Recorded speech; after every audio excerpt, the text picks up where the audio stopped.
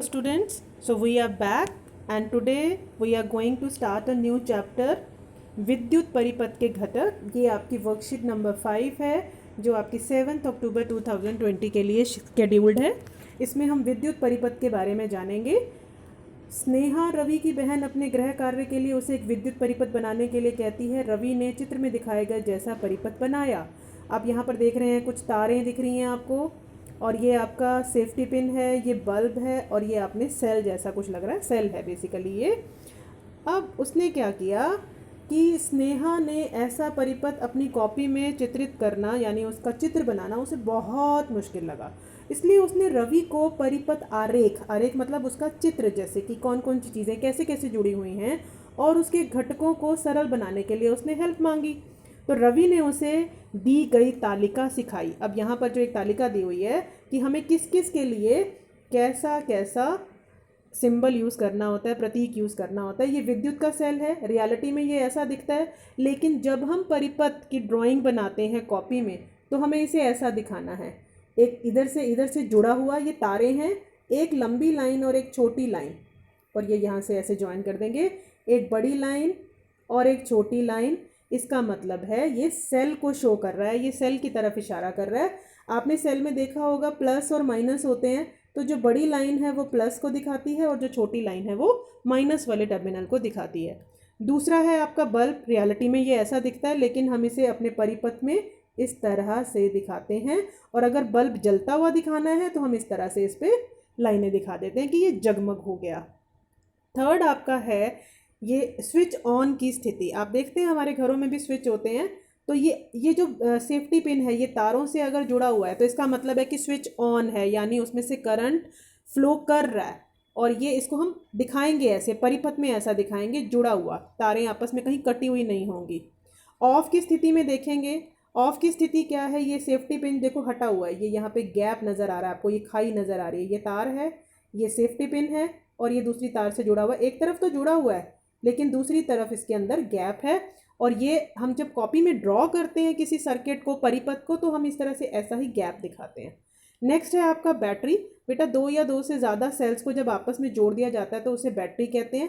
एक सेल के लिए हमने लंबी लाइन और छोटी लाइन ली थी, तो अब हम उसके बाद एक बार फिर लंबी लाइन और छोटी लाइन ले लेंगे, फिर एक लंबी लाइन और एक छोटी लाइन ले लेंगे, तो ये हमारा क्या बन जाएगा, बैटरी। अब ये 3 सेल्स की बैटरी है, जैसे कि यहाँ भी दिखाया हुआ है 3 सेल्स की, यहाँ 2 सेल जुड़े हुए हैं, है ना। तो जितने भी सेल आप और जोड़ते जाएंगे 4-5, तो आगे लंबी लाइन छोटी लाइन लंबी लाइन छोटी लाइन की सीक्वेंस चलती जाएगी।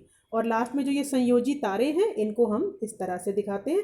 ये जो लाल रंग से दिखाया हुआ है ये आपकी इसके ऊपर की इंसुलेशन कवरिंग है, प्लास्टिक का कवर होता है, और ये एक्चुअली में तार है जो ये साइड से निकल रही है। इसे हम सिर्फ एक सिंगल लाइन से इंडिकेट करते हैं। अब यहाँ पर आप एक देखिए, ये एक सिंपल सा सर्किट ड्रॉ किया हुआ है। ये आपका बैटरी या सेल है, एक पॉजिटिव है तो इस तरफ नेगेटिव होगा। ये बल्ब ग्लो करता हुआ दिखाया है, और ये आपका स्विच है, ये इस समय पर ऑन है, ये स्विच ऑन है, या हिंदी में लिखें तो इस तरह से स्विच ऑन है। अब देखते हैं और क्या बताया गया है आपकी वर्कशीट में। एक यहाँ पर आपका ये दिया हुआ है, यस, ये भी एक सर्किट का सिंपल सा डायग्राम है। ये स्विच ऑन है, स्विच ऑन, ये आपका सेल लगा हुआ है क्योंकि एक ही लंबी लाइन और एक ही छोटी लाइन का जोड़ा है तो ये एक ही सेल है।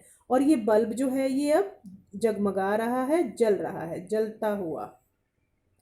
अगर जलता हुआ, ये जल क्यों रहा है, क्योंकि यहाँ पर स्विच ऑन है, परिपथ हमारा पूरा है, तो इसलिए बल्ब जो है ये इस तरह से ऐसे दिखा करके आप जलता हुआ दिखाएंगे।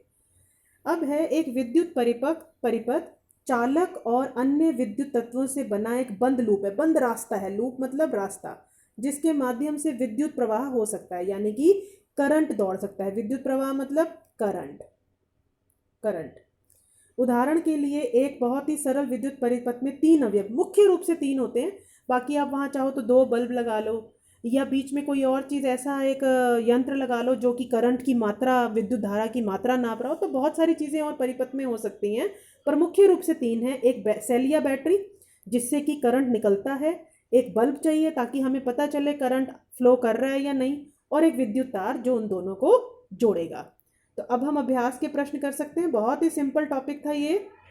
सेल, बल्ब और बैटरी का प्रतीक अपने नोटबुक में बनाओ। विद्युत परिपथ किसे कहते हैं? एक विद्युत परिपथ बनाएं जिसमें एक विद्युत सेल, दो विद्युत बल्ब, संयोजी तार और स्विच ऑन स्थिति में लगा हो। ये आपको रियलिटी में ऐसा एक परिपथ बनाना है। आप मेरे चैनल को सब्सक्राइब कीजिए। मैं आपके साथ एक ऐसा ही वीडियो शेयर करूंगी जिसमें मैं आपको रियलिटी में एक सर्किट कॉपी में ड्रॉ करना नहीं, एक्चुअली में एक सर्किट बनाना जिसमें हम ये सारी चीज़ें जोड़ेंगे आपस में, और बल्ब जलेगा कब नहीं जलेगा, कौन कौन सी चीज़ें ऐसी हैं जो विद्युत धारा को अपने में से प्रवाहित होने देती हैं, कौन नहीं होने देती हैं, इन सब पर डिस्कस करेंगे। और हम साइंस को लर्न करेंगे बाय डूइंग, सिर्फ हम शब्दों से नहीं करेंगे, हम उसमें करके देखेंगे। तो wait for my next video जिसमें मैं इस चीज़ का आपको एक तरह से प्रैक्टिकल करके दिखाऊंगी। अब हम ये फर्स्ट और सेकंड क्वेश्चन एक बार और डिस्कस कर लेते हैं। सेल, बल्ब और बैटरी का प्रतीक अपनी नोटबुक में बनाओ, और विद्युत परिपथ किसे कहते हैं? तो ये आपके सारे, आपने सिर्फ 3 के प्रतीक नहीं बनाने, आपने ये सारे ही प्रतीक बनाने हैं।